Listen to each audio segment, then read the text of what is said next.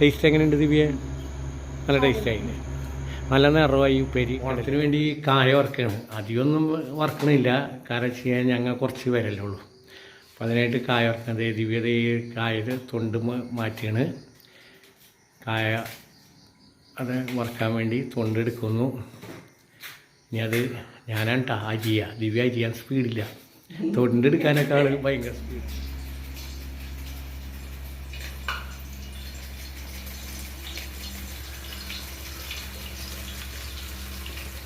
രണ്ടെണ്ണം മതി. അയ്യോ എടുക്കല കുറച്ച്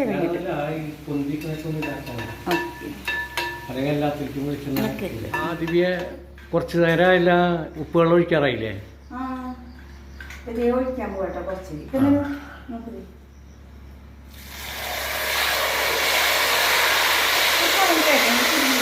മഴ പെയ്യണ ഒച്ചയാ അല്ലേ ഇത് കഴിഞ്ഞ് കഴിഞ്ഞാ? നല്ലതാ, റൈറ്റാണ്. ഞാൻ ഇട്ടോളാം. 10 മണി അപ്പുറത്തേക്ക് എടുത്ത് വെച്ചോട്ടെ.